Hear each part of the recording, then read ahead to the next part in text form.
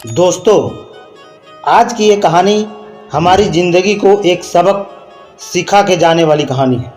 शरद अभी ऑफिस से निकला ही था कि कोमल का फ़ोन आ गया। कोमल बोली, शरद कहाँ हो? मैं कब से तुम्हारा इंतज़ार कर रही थी। आज मूवी देखने जाना था। शरद बोला, कोमल मैं ऑफिस के काम में ऐसा उलझा कि सब कुछ भूल गया। तुम कहाँ हो? मैं अभी तुम्हें पिक करता हूँ। यह कहते कहते शरद गाड़ी में बैठ गया।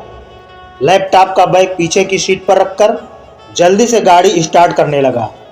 कोमल बोली, रहने दो, अब मूड नहीं है। मैं 2 घंटे से तैयार होकर तुम्हारा इंतजार कर रही थी। कभी तो मेरा ध्यान रखा करो। शरद बोला, यार कोमल, बोला ना भूल गया। अब इतनी सी बात के लिए मूड खराब मत करो। चलो डिनर बाहर करने चलते हैं। कोमल बोली, नहीं, अब मैं कहीं नहीं जाऊंगी और खाना भी नहीं बनाऊंगी।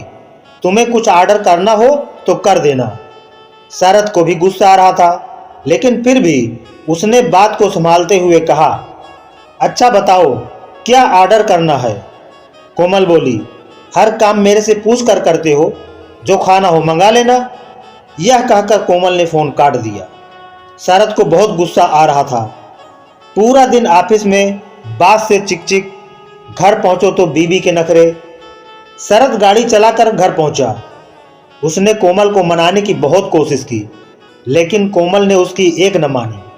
हार कर शरद भी बिना डिनर किए सोने चला गया। 2 साल हुए थे दोनों की शादी को।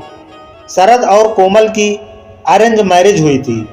शुरू के 1 साल तक दोनों बहुत खुश थे, लेकिन उसके बाद शरद ने एक नई कंपनी में अप्लाई किया। उसे गुरुग्राम में नौकरी मिल गई। अच्छा पैकेज था। दोनों बहुत खुश थे। वहीं शरद ने 6 महीने बहुत मन लगाकर काम किया, जिससे उसका प्रमोशन हो गया। गाड़ी तो शरद के पास थी ही। उसने एक फ्लैट खरीद लिया, जिसकी ईएमआई बहुत ज़्यादा थी। शुरू में लगा कि चलो देखा जाएगा, लेकिन उस अपार्टमेंट में रहने का सुख ही अलग था। इसी सुख को पाने के चक्कर में हर महीने 12-12 घंटे काम करके भी ईएमआई भरना मुश्किल होता जा रहा था।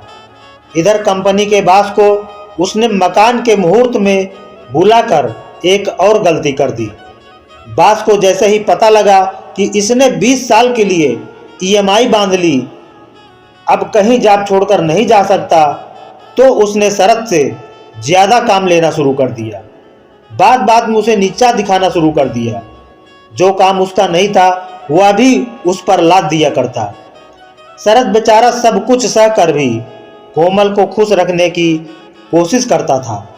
इधर छोटे शहर से गुरुग्राम के अपार्टमेंट में आई कोमल अब यहाँ के तौर तरीके सीखने लगी थी। सोसाइटी में रहने वाले लोगों से दोस्ती हो गई। अब उनके जैसे लाइफ स्टाइल को अपनाने के चक्कर में अनाप शनाप खर्च करने लगी। कोमल के लिए लाइफ केवल एंजॉय करने के लिए थी। कोमल को हर दिन घूमने जाना था। मूवी, थिएटर, बाहर डिनर, इन सब का शौक लग गया था, क्योंकि स्टेटस अपडेट करना था। इसके अलावा वह शरद के साथ महीने में एक बार टूर प्लान कर लेती थी, जिसे न चाहते हुए भी शरद को मानना पड़ता था। शरद की जिंदगी पत्नी और बॉस को खुश करने में बर्बाद हो रही थी। खर्च कम करने की बात पर घर में लड़ाई हो जाती थी। कोमल बोली, बाकी लोग भी तो मेंटेन कर ही रहे हैं, सिर्फ सोच का फर्क है। जैसी आदत डालोगे वैसी पड़ जाएगी। शरद बोला, उनकी और हमारी कमाई में जमीन आसमान का अंतर है। इनमें से कुछ लोग तो बहुत पहले से यहाँ रह रहे हैं, हमें अभी 20 साल ईएमआई भरनी है। कोमल बोली, तुम कहीं और जॉब के लिए अप्लाई भी तो नहीं करते? तुम भी तो इसी कंपनी से चिपके रहना चाहते हो सकता है अच्छा पैकेज मिल जाए। शरद बोला, नौकरी बदलने के रिस्क के लिए सेविंग होनी चाहिए। यहाँ महीने का लास्ट आने से पहले ही पूरे पैसे खर्च हो जाते हैं। अगली सैलरी तक के खर्चे क्रेडिट कार्ड से करने पड़ते हैं। मेरी बात मानो तो कुछ दिन के लिए ये सब बंद कर दो।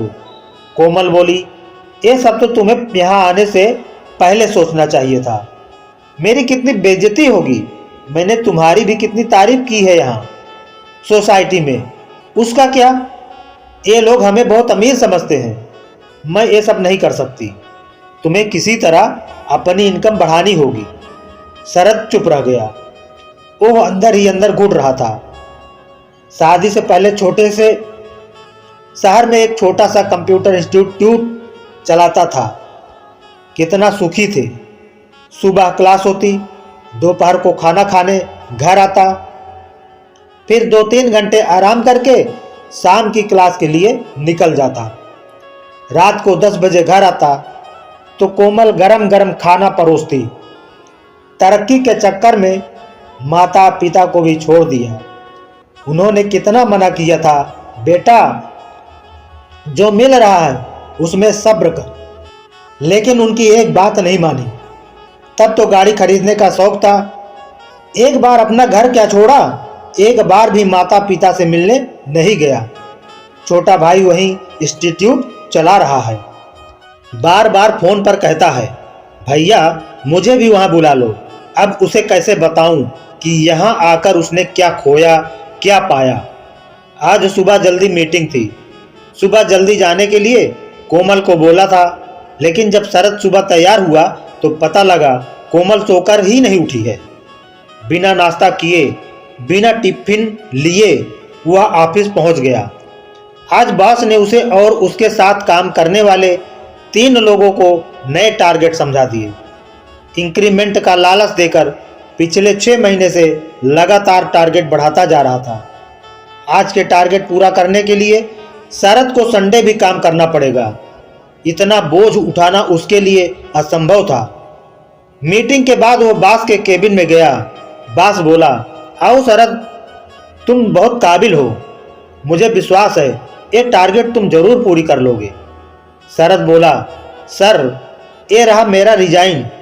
मैं 1 महीने का नोटिस पीरियड पूरा करके चला जाऊंगा।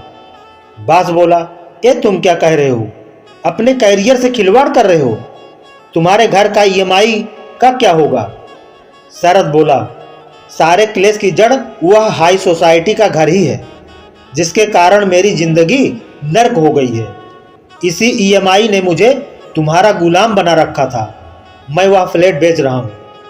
इससे पहले कि बॉस ज्यादा सवाल जवाब करता, शरद तेजी से बाहर निकल आया। आज वो बहुत हल्का महसूस कर रहा था। उसने प्रॉपर्टी डीलर्स को फोन किया और फ्लैट को बेचने के लिए बोल दिया। शाम को शरद घर आया तो कोमल ने कहा, हम कल कहीं घूमने चलें क्या, तुम कल की छुट्टी ले लो। शरद बोला, कोमल अब बस 1 महीने की बात है, उसके बाद बस छुट्टी ही छुट्टी है। कोमल बोली, क्या मतलब। शरद बोला, मैंने नौकरी छोड़ दी है, इस फ्लैट को बेच रहा हूँ। जो भी पैसा मिलेगा उससे लोन चुक जाएगा। हम वापस अपने घर जा रहे हैं। इस मॉडर्न सोसाइटी ने मेरा सुख चैन और यहाँ तक कि तुम्हें भी छीन लिया। अब तुम्हें मेरी कोई फिक्र नहीं। अपने इंस्टीट्यूट में जरा देर होने पर तुम फोन पर फोन करती रहती थी कि जल्दी आ जाओ, मैं भी भूखी हूँ। यहाँ मैं नाश्ता करूँ या नहीं, टिफिन बने या नहीं, तुम्हें कोई परवाह नहीं है। 1 महीने जितने मजे करने हैं कर लो। मैंने पिताजी को फोन कर दिया है, हम वापस आ रहे हैं, वही इंस्टीट्यूट चलाएंगे। कोमल बोली, ये तुमने क्या कर दिया, सब बर्बाद कर दिया। शरद बोला, बर्बाद नहीं, ये सब कभी हमारा था ही नहीं। दूसरों की होड़ के चक्कर में अपना सुकून खो बैठे थे। एक बार सोच कर देखो, अगले 20 साल में मेरा क्या हाल होता। EMI वही रहती, मेरे काम करने की शक्ति घटती, खर्चे बढ़ते। एक दिन ऐसा होता कि शायद इस ऐशो आराम के चक्कर में मैं ही नहीं रहता। यह सुनकर कोमल के होश उड़ गए। इस तरह तो कभी उसने सोचा ही नहीं। कोमल बोली, मुझे माफ कर दीजिए, दूसरों के चक्कर में मैं आप पर ध्यान देना ही भूल गई। आप सही कह रहे हैं, हम वापस अपने घर चलते हैं। 1 महीने बाद दोनों अपना सामान बांधकर अपने घर पहुंच जाते हैं। माता पिता बहुत खुश होते हैं। उसके बाद दोनों भाई मिलकर इंस्टीट्यूट चलाने लगते हैं। तो दोस्तों, आज की यह कहानी आपको अच्छी लगी हो तो कमेंट करके बताएं, लाइक करें, शेयर करें और इसी तरह की स्टोरी सुनने के लिए हमारे चैनल को सब्सक्राइब कर लें। धन्यवाद।